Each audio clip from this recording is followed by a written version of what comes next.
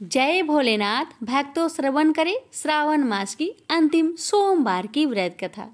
श्रावण मास भगवान शिव का प्रिय महीना है और सोमवार उनका प्रिय दिन। इस दिन जो भी भक्त भगवान शिव के प्रिय दिन में व्रत रखकर उनकी कथाओं का श्रवण करता है तो भगवान शिव तुरंत ही प्रसन्न हो जाते हैं और भक्त के जीवन के हर कष्ट को दूर कर देते हैं। तो आइए भक्तों, अपने और अपने पूरे परिवार की मंगल जीवन की कामना को करते हुए आज की इस दिव्य कथा का श्रवण करें। प्रेम से बोलिए जय भोलेनाथ। एक बार भगवान नारायण बैकुंठ लोक में सोए हुए थे। उन्होंने सपने में देखा कि करोड़ों चंद्रमाओं की कांति वाले त्रिशूल डमरूधारी स्वर्ण भरण भूषित सूर्येंद्र बंदित सिद्धि सेवित त्रिलोचन भगवान शिव प्रेम और आनंदातिरिक से उन्मत्त होकर उनके सामने नृत्य कर रहे हैं। उन्हें देखकर भगवान विष्णु हर्ष से गदगद हो उठे और अचानक उठकर बैठ गए। कुछ देर तक ध्यानस्थ बैठे रहे। उन्हें इस प्रकार बैठे देखकर श्री लक्ष्मी जी पूछने लगी, भगवान आपके इस प्रकार अचानक निद्रा से उठकर बैठने का क्या कारण है? भगवान ने कुछ देर तक उनके इस प्रश्न का कोई उत्तर नहीं दिया और आनंद में निमग्न चुपचाप बैठे रहे। कुछ देर बाद हर्षित होते हुए बोले, देवी मैंने अभी सपने में भगवान श्री महेश्वर का दर्शन किया है। उनकी छवि ऐसी अपूर्व आनंदमयी एवं मनोहर थी कि देखते ही बनती थी। मालूम होता है कि शंकर ने मुझे स्मरण किया है। अहो भाग्य, चलो कैलाश में चलकर हम लोग महादेव के दर्शन करें।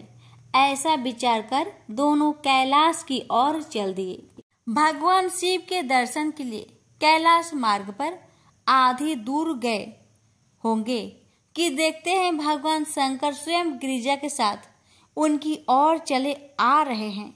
अब भगवान के आनंद का तो ठिकाना ही नहीं रहा। मानो घर बैठे निधि मिल गई।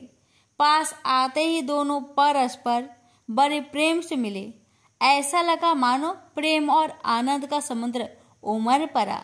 एक दूसरे को देखकर दोनों ने नेत्रों से आनंद आंसू बहने लगे और शरीर पुलकायमान हो गया। दोनों ही एक दूसरे से लिपटे हुए कुछ देर मुखबख्त खड़े रहे। प्रश्नों उत्तर होने पर मालूम हुआ कि शंकर जी को भी रात्रि में इसी प्रकार का सपना हुआ कि मानो विष्णु भगवान को वे उसी रूप में देख रहे हैं जिस रूप में अब उनके सामने खड़े थे। दोनों के सपने का वृत्तांत से अवगत होने के बाद दोनों एक दूसरे को अपने निवास ले जाने का आग्रह करने लगे। नारायण ने कहा कि बैकुंठ चलो और भोलेनाथ कहने लगे कि कैलाश की ओर प्रस्थान किया जाए। दोनों के आग्रह में इतना अलौकिक प्रेम था कि यह निर्णय करना कठिन हो गया कि कहाँ चला जाए। इतने में ही क्या देखते हैं कि बीना बजाते हरिगुण गाते नारद जी कहीं से आ निकले। बस फिर क्या था, लगे दोनों उनसे निर्णय कराने कि कहाँ चला जाए। बेचारे नारद जी तो स्वयं परेशान थे उस अलौकिक मिलन को देखकर।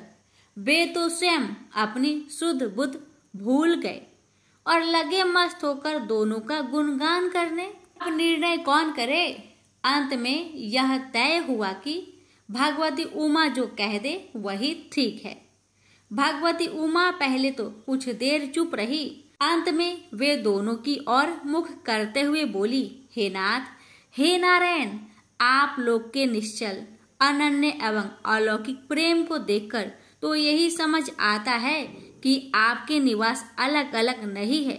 जो कैलाश है वही बैकुंठ है और जो बैकुंठ है वही कैलाश है। केवल नाम में ही भेद है। यही नहीं, मुझे तो ऐसा प्रतीत होता है कि आपकी आत्मा भी एक ही है। केवल शरीर देखने में दो है। और तो और मुझे तो स्पष्ट लग रहा है कि आपकी भार्याएं भी एक ही हैं। जो मैं हूँ वही लक्ष्मी है और जो लक्ष्मी है वही मैं हूँ। केवल इतना ही नहीं, मेरी तो अब यह दृढ़ धारणा हो गई है कि आप लोगों में से एक के प्रति जो देश करता है वह मानो दूसरे के प्रति ही करता है। एक की जो पूजा करता है वह मानो दूसरे की भी पूजा करता है। मैं तो तय समझती हूँ कि आप दोनों में जो भेद मानता है उसका चिरकाल तक घोर पतन होता है। मैं देखती हूँ कि आप मुझे इस प्रसंग में अपना मध्य स्थल बनाकर मानो मेरी प्रवचना कर रहे हैं, मुझे असमंजस में डाल रहे हैं, मुझे भुला रहे हैं। अब मेरी यह प्रार्थना है कि आप लोग दोनों ही अपने अपने लोक को पधारिए। श्री विष्णु यह समझे कि हम शिव रूप में बैकुंठ जा रहे हैं और महेश्वर यह माने कि हम विष्णु रूप में कैलाश गमन कर रहे हैं। इस उत्तर को सुनकर दोनों परम प्रसन्न हुए और भगवती उमा की प्रशंसा करते हुए दोनों ने एक दूसरे को प्रणाम किया और अत्यंत हर्षित होकर अपने अपने लोक को प्रस्थान किया। लौटकर जब श्री विष्णु बैकुंठ पहुंचे तो श्री लक्ष्मी जी ने उनसे प्रश्न किया, हे प्रभु, आपको सबसे अधिक प्रिय कौन है? भगवान बोले, प्रिय, मेरी प्रियतम केवल श्री शंकर है। देहधारियों को अपने देह की भांति वे मुझे अकारण ही प्रिय है। एक बार मैं और श्री शंकर दोनों पृथ्वी पर घूमने निकले। मैं अपने प्रियतम की खोज में इस आशय से निकला कि मेरी ही तरह जो अपने प्रियतम की खोज में देश देशांतर में भटक रहा होगा वही मुझे अकारण प्रिय होगा। थोड़ी देर के बाद मेरी श्री शंकर जी से भेंट हो गई। वास्तव में मैं ही जनार्दन हूँ और मैं ही महादेव हूँ। अलग अलग दो घरों में रखे हुए जल की भांति मुझ में और उनमें कोई अंतर नहीं है। शंकर जी के अतिरिक्त शिव की चर्चा करने वाला शिव भक्त भी मुझे अत्यंत प्रिय है। इसके विपरीत जो शिव की पूजा नहीं करते वे मुझे कदापि प्रिय नहीं हो सकते। इस तरह जो शिव की पूजा करता है वह बैकुंठवासी विष्णु को भी स्वीकार है और जो श्री विष्णु की वंदना करता है वह त्रिपुरारी को भी मान लेता है। प्रेम से बोलिए हर हर महादेव। माता पार्वती की जय। लक्ष्मीपति विष्णु भगवान की जय। पौराणिक मान्यता के अनुसार राजा बलि पूर्व जन्म में जुआरी था। एक दिन उसे जुए में कहीं से कुछ पैसे मिले। उन पैसों से उसने अपनी प्रियतमा वैश्या के लिए कुछ सुंदर माला, इत्र व चंदन खरीदा और कामातुर होकर उसने मिलने के लिए जल्दी जल्दी चला जा रहा था। तभी एक पत्थर से ठोकर खाकर वह मूर्छित हो गया। कुछ देर में जब होश आया तो उसने अनुभव किया कि मेरी मृत्यु अब निकट है। पूर्व जन्म के किसी पुण्य से उसके मन में सतबुद्धि उत्पन्न हुई और वैराग्य जगा। जुआरी ने कभी किसी महात्मा से सुना था कि कोई भी वस्तु शिव अर्पण कर देने से बहुत पुण्य होता है। उसने सोचा, माला, इत्र, चंदन तो प्रियतमा तक पहुंच नहीं सकता। शिव अर्पण कर देने से कुछ अच्छा होगा तो हो जाएगा, अन्यथा मर तो रहा ही हूँ और माला, इत्र, चंदन भी जमीन पर गिरकर बेकार जा रहे हैं। यही सोचकर जुआरी ने माला, इत्र व चंदन भगवान शिव को अर्पण कर दिया। जुआरी की मृत्यु होने पर यमराज के दूत उसे पकड़ कर ले गए। यमराज ने चित्रगुप्त से कहा, इसका बही खाता देखो। चित्रगुप्त ने कहा, यह तो जन्म जन्मांतर का पाप ही है। बस अभी अभी थोड़ी देर पहले जुए में जीते पैसे से इसने वैश्य के लिए माला, इत्र व चंदन खरीदा था। जब ठोकर खाकर गिरा तो इसने मृत्यु के निकट देखी और सोचा कि माला आदि चीजें बेकार जा रही है तो उसे शिव अर्पण कर दिया। यह कोई भगवान को माला अर्पण करने वाला तो था ही नहीं, न ही इसने भगवान के लिए माला खरीदी थी। बस यही इसका पुण्य है। यमराज ने कहा, यह तो इसका पुण्य ही माना जाएगा। यमराज ने जुआरी से पूछा, पहले तुम पुण्य का फल भोगे हो या पाप का? जुआरी ने कहा, मैं तो जन्म जन्मांतर का पापी हूँ। पाप का फल भोगने में पता नहीं कितना समय लगे, इसलिए मैं पहले पुण्य का फल भोगना चाहता हूँ। भगवान शंकर की कृपा से जुआरी बन गया इंद्र। राज ने कहा, शिव अर्पण के पुण्य से तुम 3 घड़ी के लिए इंद्र लोक के मालिक बन गए हो। भगवान शिव के बिना भक्ति की आराधना से जमीन में गिरी हुई गंध पुष्प से एक महापातक को कितना बड़ा फल मिला। जो लोग श्रद्धा और भक्ति के साथ भगवान शिव को गंध पुष्प व जल अर्पण करते हैं, उनकी आराधना करते हैं, तो उन्हें सहज मुक्ति मिलती है। उसी समय देवगुरु बृहस्पति आए और जुआरी को ऐरावत हाथी की पीठ पर बैठाकर इंद्र लोक ले गए। जुआरी जब इंद्र आसन पर बैठा, अप्सराएं नृत्य करने लगी, गंधर्व गान करने लगे। उन गंधर्वों में नारद जी भी थे। यह देखकर उन्हें हंसी आ गई। जुआरी ने कहा, इंद्र के दरबार में वे आदमी, बताओ क्यों हंसते हो? नारद जी ने कहा, जुआरी, तू जीवन प्रयत्न जुआ खेलता रहा। तूने यही सोचा कि शिव अर्पण करने से कुछ होता होगा तो हो जाएगा, न होगा तो मर तो ही रहा हूँ।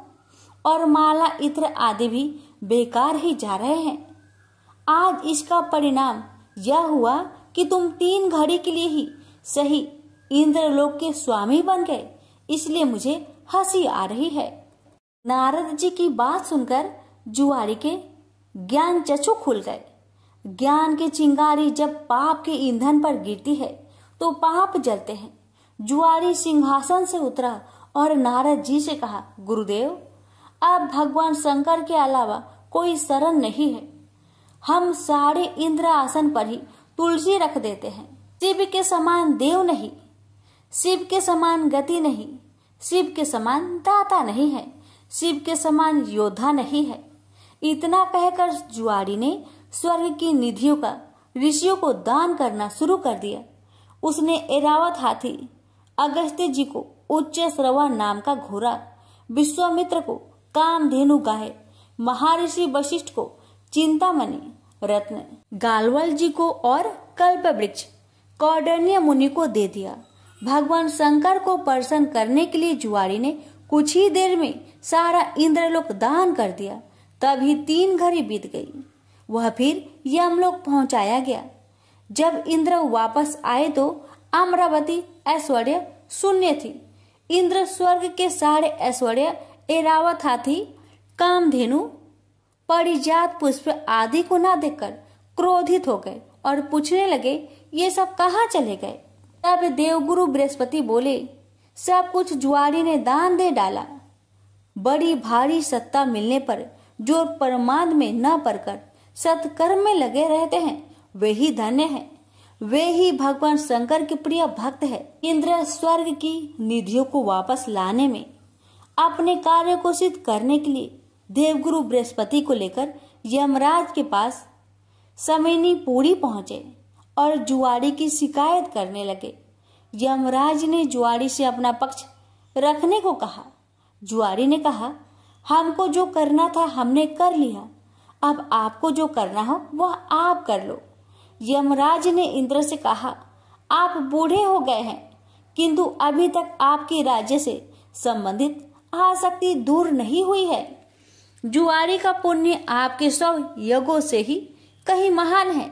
जाइए ऋषियों के चरणों में पड़कर या धन देकर अपने रत्न लौटा लीजिए। यमराज ने जुआरी से कहा, दान का पुण्य भूलोक में ही होता है, स्वर्ग में दान नहीं करना चाहिए, इसलिए तुझे नरक की यातना भोगनी ही होगी। तब चित्रगुप्त ने यमराज से कहा, इसने भगवान शिव के नाम पर ऐसे उत्तम ऋषियों को इतनी बहुमूल्य वस्तुएं दी है, तब इसे नरक की यातना क्यों भोगनी पड़ेगी? शिव के नाम पर स्वर्गलोक, मृत्युलोक या कहीं पर भी कुछ दिया जाए तो उसका अच्छा फल मिलता है। इसके जितने भी पाप थे वे सब भगवान शिव के प्रसाद से भस्म होकर पुण्य में परिणित हो गए हैं। यमराज सोचने लगे, अब ये जुआरी नरक नहीं जाएगा, अब तो यह इंद्र ही होगा, क्योंकि इस बार तो इसने विधिवत पूरा इंद्र लोक ही दान कर दिया है। उसी पुण्य के प्रभाव से वही ज्वारी अगले जन्म में महान भक्त प्रहलाद का पुत्र राजा बलि हुआ।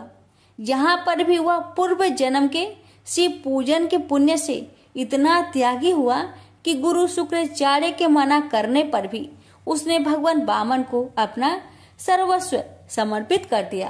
वामन भगवान राजा बाली से बोले, हम तुम्हें क्या दे? बाली ने कहा, भगवान हमारी जिधर भी दृष्टि जाए उधर हम आपका ही दर्शन करें। राजा बलि की बैठक के 52 दरवाजे हैं। भगवान ने सोचा न जाने किस दरवाजे पर बाली की दृष्टि चली जाए। यही सोचकर 52 दरवाजे पर शंख चक्र गदा पद्म धारण किए हुए ब्रह्मांड के स्वामी पहरेदार के रूप में विराजमान हो गए। कोई भी याचक राजा बलि के द्वार पर कुछ मांगने जाता है तो उनके द्वार पर विराजमान भगवान विष्णु स्वयं उन्हें मुंह मांगी वस्तुएं देते हैं। इसलिए प्रहलाद जी ने भगवान की स्तुति करते हुए कहा, इंद्र कुबेर आदि देवताओं के द्वारपाल तो आप कभी नहीं बने, परंतु आप हम असुरों के द्वारपाल बन रहे हैं। इससे लगता है कि आप हम असुरों के पक्षपाती हैं।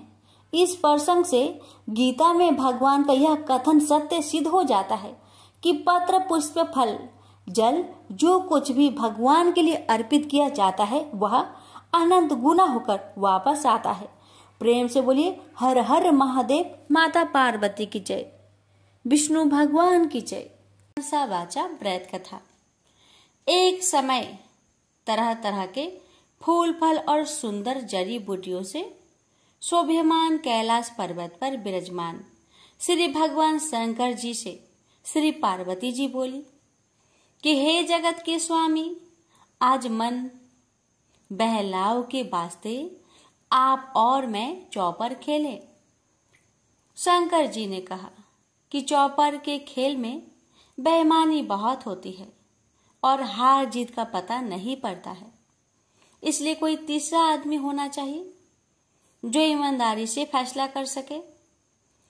महादेव जी के इतना कहते ही पार्वती जी ने अपनी माया से वहां एक बालक बनाकर बैठा दिया तथा महादेव जी ने अपने मंत्र के बल से उसमें जान डाल दी। महादेव जी ने उस बालक का नाम अंगद रखा तथा बालक को आदेश दिया कि तुम हम दोनों की हार जीत को बताते रहना। ऐसा कहकर महादेव जी ने चौसर का पासा चलाया और अंगद से पूछा कि बताओ कौन जीता और कौन हारा। तब अंगद ने उत्तर दिया कि महादेव जी आप जीते और पार्वती जी हारी। इसके बाद महादेव जी ने फिर पासा फेंका और अंगद से पूछा कि इस बार कौन जीता और कौन हारा। इस बार भी अंगद ने वही जवाब दिया कि महादेव जी जीते और पार्वती जी हारी। इसी प्रकार तीसरी बार भी पासा चलाकर महादेव जी ने अंगद से पूछा कि तो इस बार महादेव जी हार गए थे, परंतु अंगद ने विचार किया कि यदि मैं महादेव जी को हारा हुआ बताऊंगा तो वे मुझे श्राप दे देंगे। ऐसा सोचकर अंगद ने फिर वही पुराना रटा रटाया उत्तर दे दिया कि महादेव जी जीते और पार्वती जी हारी। चूंकि इस बार अंगद ने झूठ बोला था तो माता पार्वती ने अंगद को श्राप दे दिया कि तेरे शरीर में कोढ़ हो जाए और तू निर्जन वन में भटकता फिरे। उसी समय अंगद को कोढ़ हो गया और वह भटकता हुआ किसी सुनसान वन में जा पहुंचा। वहां जाकर उसने देखा कि ब्राह्मणी, इंद्राणी आदि देवताओं की स्त्रियां व्रत के निमित्त महादेव जी की पूजा कर रही है। उनको पूजा करते देखकर अंगद ने उनसे पूछा कि आप यहाँ क्या कर रही है।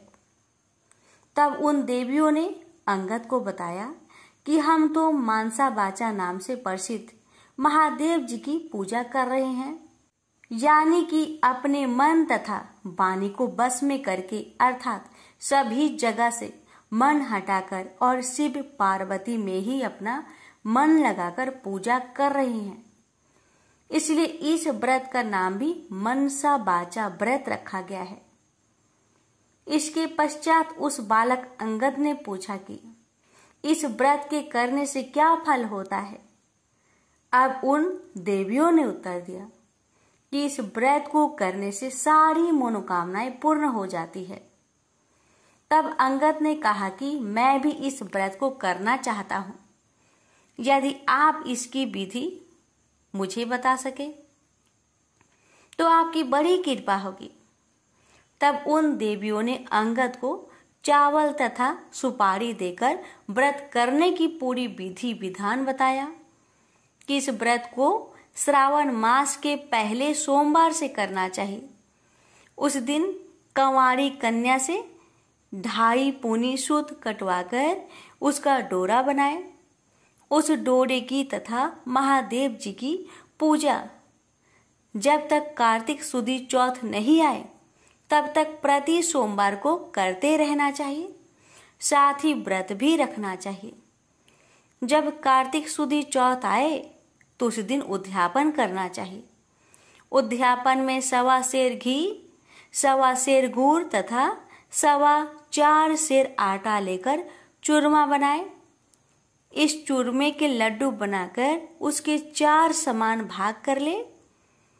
इनमें से एक भाग महादेव जी के चढ़ाए, एक भाग किसी ब्राह्मण या नाथ को दे, एक भाग गाय को दे तथा बाकी बचे भाग स्वयं को भोजन करे। इस व्रत का उद्यापन कोई भी करे, वह चाहे राजा हो या रंक, सबको इतना ही सामान लेना चाहिए। यदि व्रत करने वाला मनुष्य या स्त्री चौथे भाग को पूरा ना खा सके तो पहले से ही उसमें से निकालकर किसी को दे दे। जिस प्रकार की अनंत भगवान का डोरा पहना जाता है, उसी प्रकार जो डोरा बनाया था उसे स्वयं धारण कर ले और उद्यापन के पश्चात उस डोरे को जल में पधरा दे। इस प्रकार अंगद भी प्रति वर्ष मनसा महादेव का व्रत करने लगा। उसके व्रत करते हुए 4 वर्ष हो गए। तब व्रत के प्रभाव से पार्वती जी के हृदय में दया उत्पन्न हुई और उन्होंने महादेव जी से पूछा कि महाराज, जिस बालक को मैंने श्राप दिया था उसका कुछ पता नहीं है कि उसको किसी ने मार तो नहीं दिया। तब तीनों लोगों की सभी बातें प्रत्यक्ष रूप से जानने वाले श्री महादेव जी ने पार्वती जी से कहा कि वह तो जीवित है।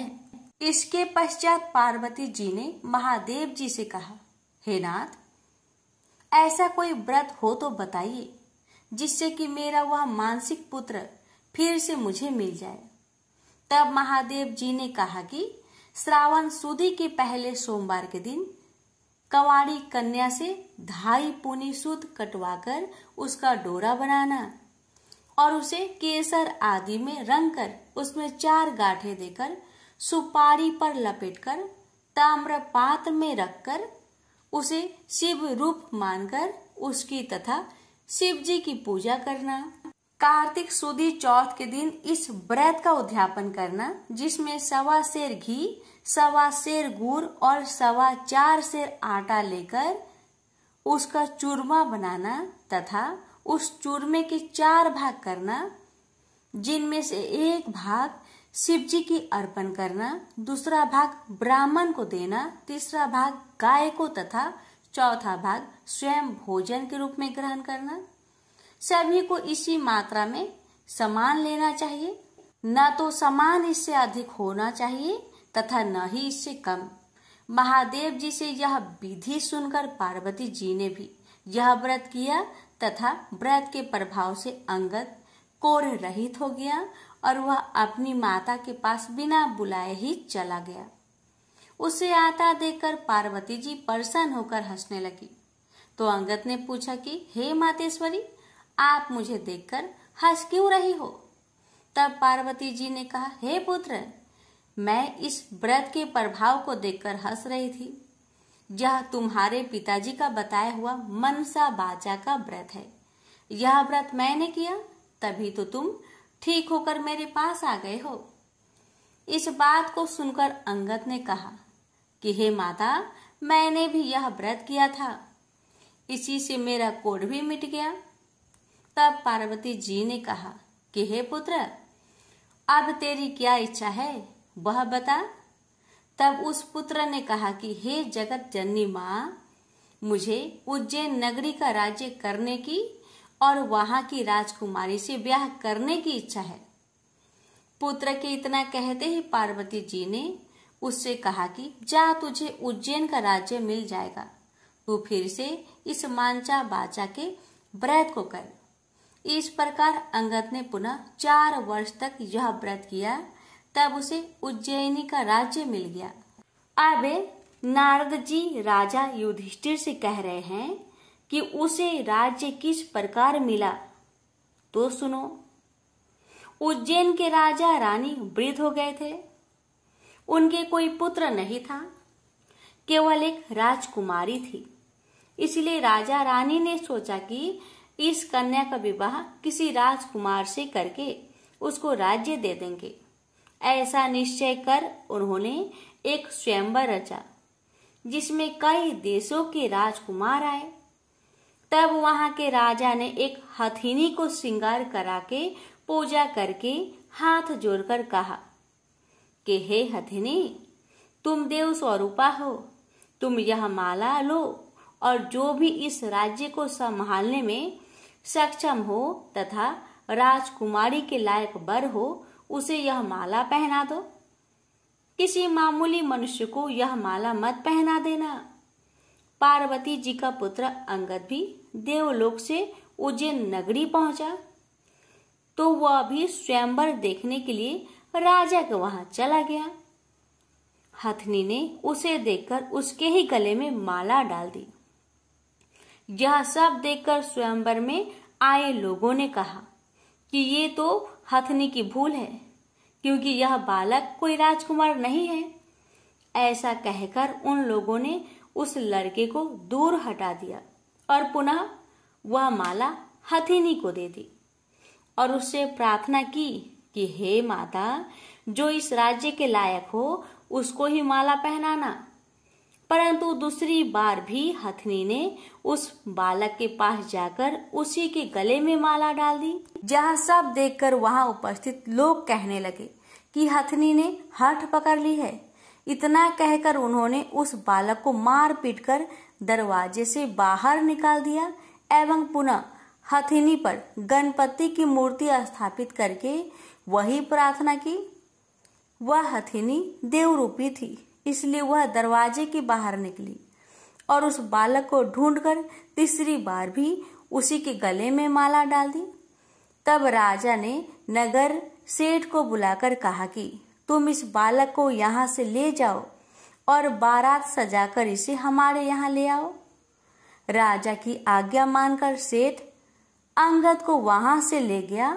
इतनी देर में राजा ने भी पंडित को बुलाकर लगन का दिन निश्चय करवाया और अपनी कन्या का विवाह उस बालक के साथ कर दिया। इतना ही नहीं, राजा ने अपने खर्चे के लिए थोड़े से गांव रखकर अपना सारा राज्य ही अपनी बेटी को कन्यादान में दे दिया। विवाह के पश्चात अंगद और राजकुमारी महल में गए। अब अंगद उज्जैन नगरी का राजा तथा राजकुमारी वहां की रानी बन चुकी थी।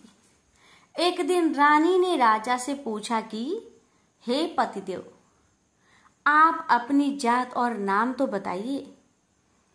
इस पर अंगद ने उत्तर दिया कि मेरा नाम अंगद है, भगवान महादेव मेरे पिता और पार्वती मेरी माता है।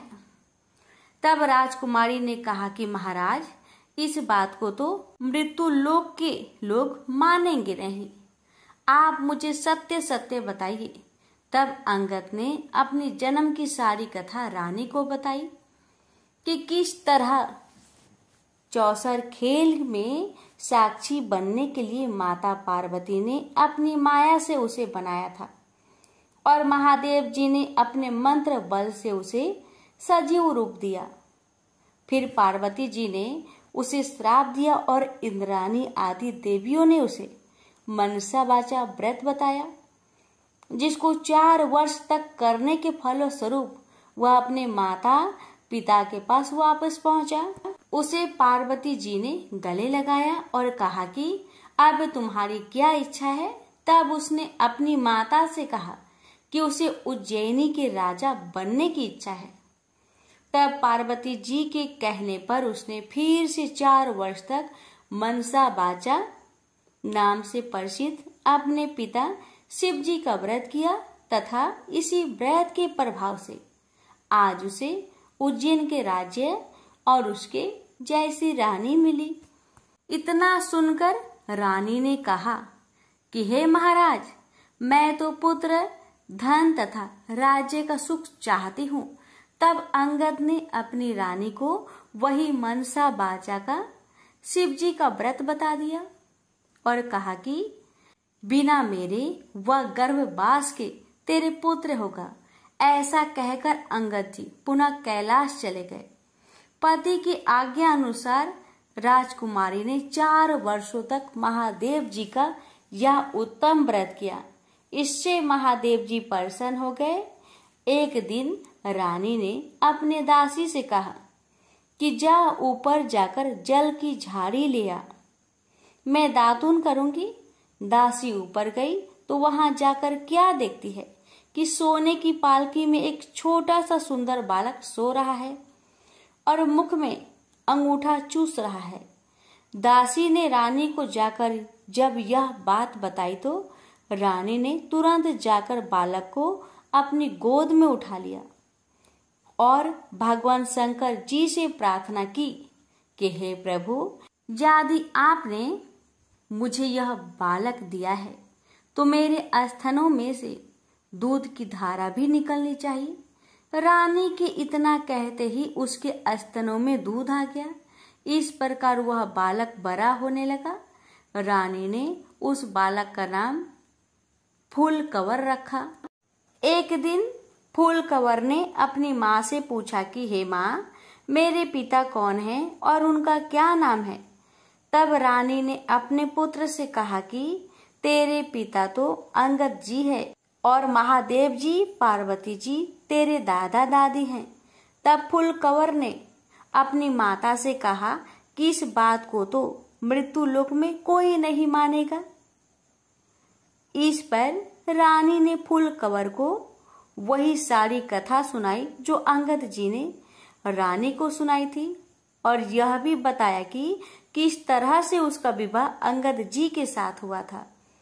परंतु चूंकि अंगद जी की मृत्यु लोक में रहने की अवधि कुछ ही दिन की थी, इसलिए वे तो अपने माता पिता के पास कैलाश चले गए। परंतु उनके बताए हुए व्रत को 4 वर्ष तक करने के पश्चात बिना गर्भवास के ही उसके रानी के पुत्र के रूप में जन्म लिया है। इतना कहकर रानी बोली, अब तुम बताओ कि तुम्हारी क्या इच्छा है। माता के वचन को सुनकर पुत्र ने कहा कि हे माता, मेरी इच्छा चेदी राजा की कन्या से विवाह करने की है, क्योंकि मैंने उसकी प्रशंसा सुनी है। तब रानी ने फूलकवर से कहा कि हे पुत्र, तू भी मनसा वाचा का व्रत कर। इस व्रत के करने वाले के लिए कुछ भी दुर्लभ नहीं है।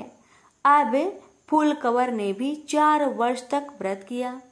इससे भगवान महादेव प्रसन्न हुए और उन्होंने चेदी राजा को स्वप्न में आदेश दिया कि मेरे कहने से तू अपनी राजकुमारी का विवाह उज्जैन के राजकुमार फूलकवर से कर दे। चेदी राजा ने भगवान शिव जी का कहा मानकर अपनी कन्या का विवाह उज्जैन के राजकुमार से कर दिया। अब वह राजा हो गया। एक दिन वह शिकार खेलने वन में गया। वहां उसके कोई शिकार हाथ नहीं आया और वह भूख प्यास से व्याकुल होकर एक बाग में जाकर आराम करने लगा। इतने में देवयोग से कोई ब्राह्मण वहां आ पहुंचा और उसने राजा को श्रीधरी पंचांग सुनाया कि आज कार्तिक सुदी चौथ है, जो आज मनसा वाचा के व्रत का उद्यापन करने का दिन है। इतना सुनते ही राजा ने ब्राह्मण से कहा कि महाराज, मुझसे तो भूल हो गई, आप हमें अब पूजन करा दे।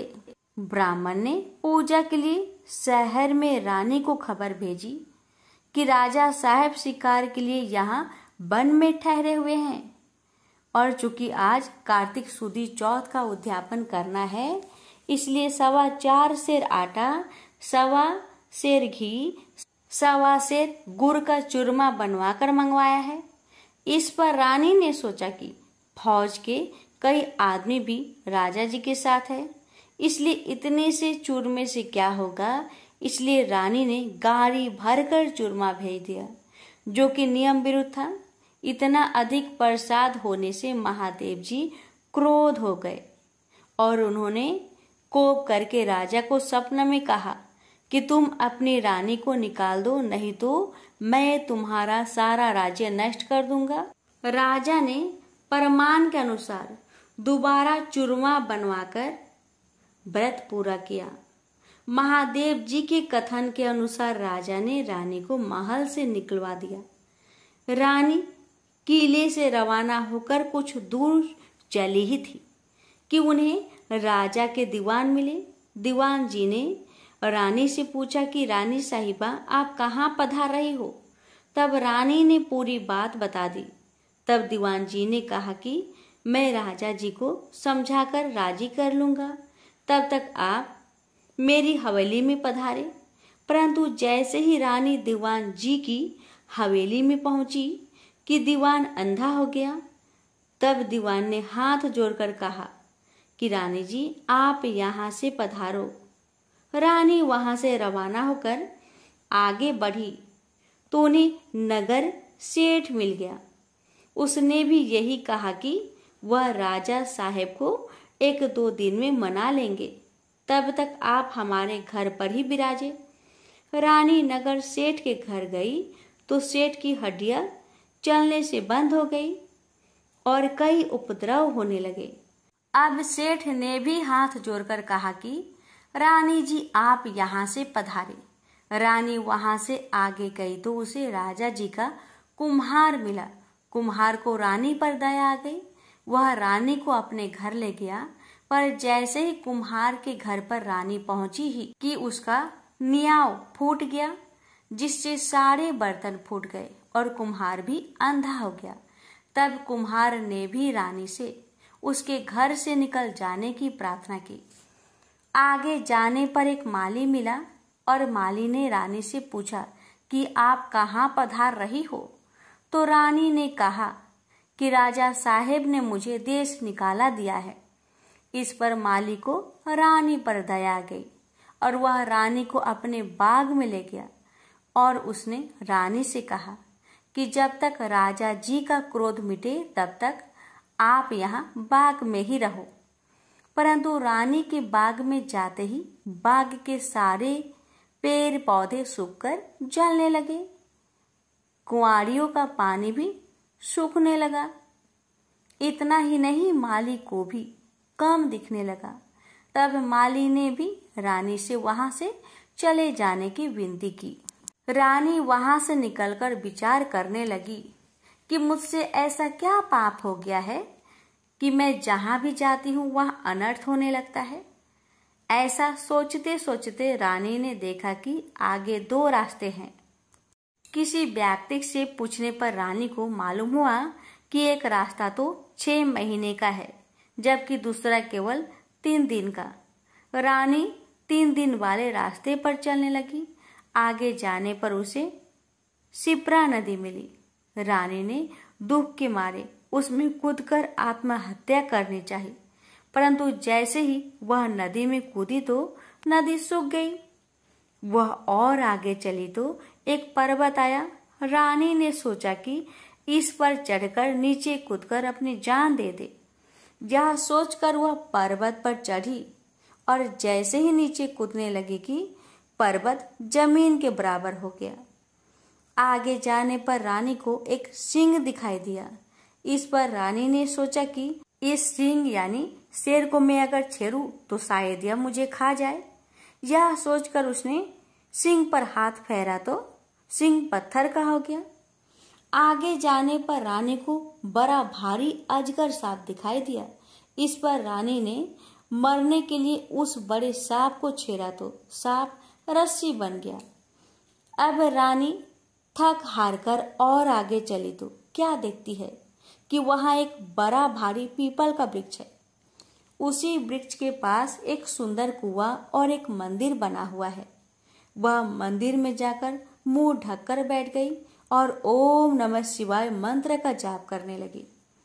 किस्मत से उस दिन कार्तिक सुदी चौथ का दिन था। मंदिर का पुजारी नाथ सामान लेने गांव गया था। वहां उसको एक कुत्ते ने काट लिया। तब पुजारी नाथ ने विचार किया कि हमारे आश्रम में ऐसा कौन पापी आ पहुंचा है जिसके कारण यह उत्पात हो गया है। मंदिर जाकर नाथ ने एक स्त्री को बैठा हुआ देखा तो कहने लगा, आज यहाँ कोई डाकन या भूतनी आ गई है। तब रानी ने विनय पूर्वक कहा कि महाराज, मैं ना तो डाकन हूँ और ना ही भूतनी, मैं तो मानवी हूँ।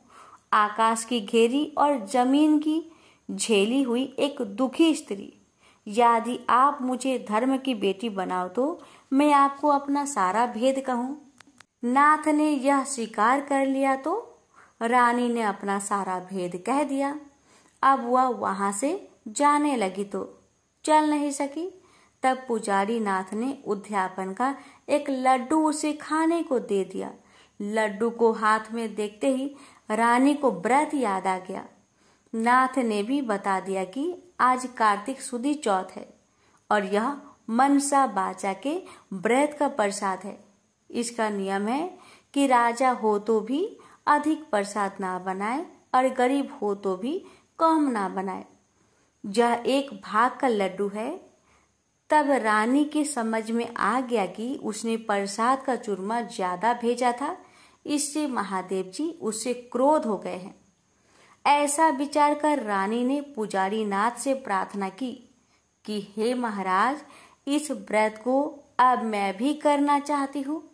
तब नाथ ने कहा कि श्रावण सुदी चौथ आ रही है, इस दिन से तुम व्रत शुरू करो। फिर नाथ जी ने कंवारी कन्या से पूनी कतवाकर उसका डोरा बना दिया। पूजन का सामान लाकर सोमवार के सोमवार रानी व्रत और पूजन करती रही। जब कार्तिक सुदी चौथ आई तब नाथ जी गांव जाकर सामान ले आए और 1.25 सेर घी, 1.25 सेर गुड़, 4.25 सेर आटे का चूरमा बनाया। चूरमे के 4 भाग किए गए और शिव जी पार्वती जी की मनसा बाचा पूजा की। इस तरह व्रत करते हुए रानी को 4 वर्ष पूरे हो गए तो महादेव जी ने राजा को स्वप्न में दर्शन देकर कहा कि राजन, अब तू रानी को वापस बुलवा ले, नहीं तो मैं तेरे राज्य का नाश कर दूंगा। तब राजा ने कहा कि महाराज, अब रानी का पता लगाना कठिन है। आपकी आज्ञा से ही तो मैंने उसे देश निकाला दिया था। तब महादेव जी ने कहा कि हे राजन, तू 4 विश्वासी नौकरों को पूरब के दरवाजे पर भेज दे। वहां बिना नाथे हुए बैलों की गाड़ी आएगी। वह गाड़ी वही जाकर ठहरेगी जहां पर तुम्हारी रानी है। प्रातःकाल होते ही राजा ने अपने 4 विश्वास पात्र आदमी पूरब की ओर भेज दिए। आगे बिना नथे हुए बैलों की गाड़ी आई और वे चारों उसमें बैठ गए और वे उसी मंदिर पर पहुंच गए जहां पर रानी थी।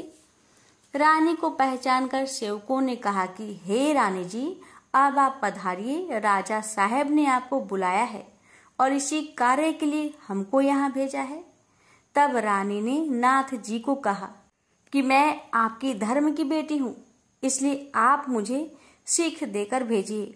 तब नाथ जी ने मिट्टी के हाथी घोरा हुआ पालकी बनाकर मंत्र के छींटे दिए, जिससे वे सच्चे हाथी घोड़ा पालकी बन गए। रानी ने नाथ जी से फिर कहा कि हे पिताजी, आते समय रास्ते में मेरे रहने से कई जीवों का नुकसान हो गया था, तो उनका भी उद्धार हो जाना चाहिए, नहीं तो यह पाप भी मुझको ही लगेगा। तब नाथ जी ने शिव जी के निर्माल्य स्नान कराए जल की एक झाड़ी भर दी और कहा कि बेटी, तू इस जल का छींटा ओम नमः शिवाय कहकर डाल दी जाना, तो सारे पाप निवृत्त हो जाएंगे। अब तो रानी शिव जी, पार्वती जी को और नाथ जी को साष्टांग नमस्कार कर लेने को आई और चारों सेवकों के साथ रवाना हो गई। जाते हुए उसे रास्ते में वही सर्प मिला।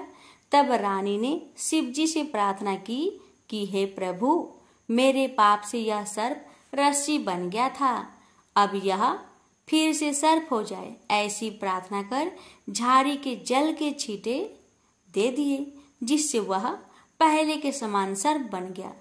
आगे उसे वही सिंह मिला जो पत्थर का होकर पड़ा था। उसके भी रानी ने झाड़ी के जल के छींटे दिए, तो वह जीवित होकर जंगल में भाग गया। आगे चलने पर वह पर्वत आया जो जमीन के बराबर हो गया था। प्रार्थना करके जल के छींटे देने से वो भी पहले जैसा पर्वत हो गया। आगे जाते जाते वह नदी आई जो सूख गई थी।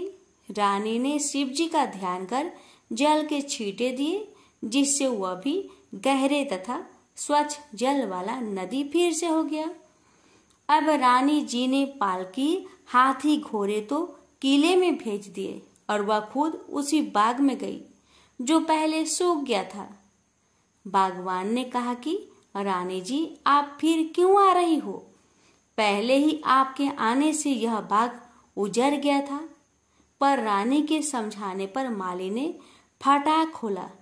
रानी के बाग में जाकर शिव जी का ध्यान कर झाड़ी के जल के छींटे दिए, जिससे वह पहले से भी अच्छा हरा भरा बगीचा हो गया।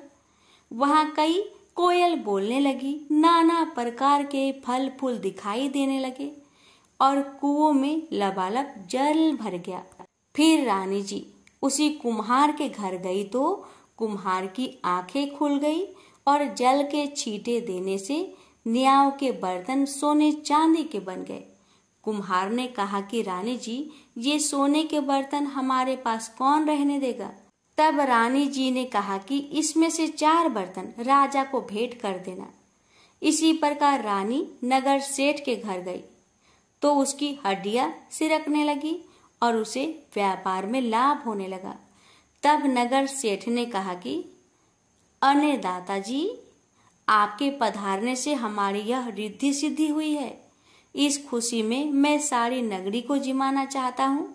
सारी नगरी में ढिंढोरा पिटवा दिया गया कि कल किसी के घर में धुआं ना निकले। यदि किसी ने चूल्हा जलाया तो वह दंड का भागीदार होगा। आगे जैसे ही रानी दीवान जी के यहाँ पहुंची तो दीवान जी की आंखें खुल गई। सब आनंद हो गया। अब रानी साहिबा अपने किले में पधारी। राजा जी ने उनका अच्छा स्वागत किया। नगर सेठ ने सारे नगर को जिमाया और किले में जाकर रानी जी से अर्ज की कि अन्नदाता जी, अब आप भी पधार कर भोजन ग्रहण कीजिए। इस पर रानी ने कहा कि मेरे तो आज कार्तिक सुदी चौथ का उजिरना है, जो किसी भूखे आदमी को जिमाकर जिमूंगी। सारे नगर के लोग तो नगर सेठ के यहाँ जिम आए। नगर में अब कोई भी भूखा व्यक्ति नहीं मिला। ढूंढते ढूंढते रानी के सेवक धोबी घाट पहुंचे तो वहां पर एक अंधी बहरी कोढ़ीन धोबन परी मिली। रानी जी की आज्ञा से उसे महल में बुलाया गया। रानी जी ने उसे स्नान करवाया। स्नान कराते ही उसका सारा कोढ़ मिट गया और कथा सुनाते ही उसके लिए स्वर्ग से विमान आ गया। बूढ़ी धोबन की कथा सुनने व प्रसाद लेने मात्र से ही वह सदा के लिए बैकुंठ चली गई। राजा रानी भी हर साल मनसा बाचा का व्रत करते रहे। वे संसार के सब प्रकार के सुखों को भोगते रहे और पुत्र को राजगद्दी देकर अंतकाल में शिवलोक में गए। इस प्रकार मनसा बाचा भगवान शिव जी पार्वती जी के व्रत करने की भारी महिमा है। श्रावण सुदी सोम से कार्तिक सुदी चौथ तक का यह व्रत सब मनोवांछित फल को देने वाला है। इस मनसा बाचा के व्रत को करने वाले मनुष्य की सभी कामनाएं शिव जी महाराज पूर्ण कर देते हैं। पुत्र नहीं हो या होकर जीवित नहीं रहता हो तो इस व्रत के करने से स्त्री पुत्र का सुख अवश्य प्राप्त करती है। इसी प्रकार पुरुष को स्त्री का और स्त्री को पति का सुख सौभाग्य प्राप्त होता है। जिसकी कमाई धंधा ना हो तो इस व्रत के करने से शिव शंकर भगवान उसे जीविका प्रदान करते हैं। प्रेम से बोलिए जय भोले शंकर, जय पार्वती माता। हे भोलेनाथ, यदि कथा कहने या सुनाने में मुझसे मन वचन या कर्म से कोई त्रुटि हो गई हो तो हे त्रिपुरारी कृपया उसे क्षमा करें। मैंने अपने श्रद्धा और सामर्थ्य अनुसार आपकी व्रत कथा का वाचन किया है। यदि उच्चारण में, शुद्धता में या भावना में कोई कमी रह गई हो तो हे नीलकंठ उसे क्षमा करें। आपकी कृपा सदा मुझ पर बनी रहे और कथा सुनने वाले समस्त भक्तों पर भी आपकी असीम कृपा और आशीर्वाद बना रहे। उसके जीवन में सुख, शांति, आरोग्यता और शिव भक्ति बनी रहे। यही मेरी सच्चे हृदय से प्रार्थना है। हर हर महादेव। ओम नमः शिवाय।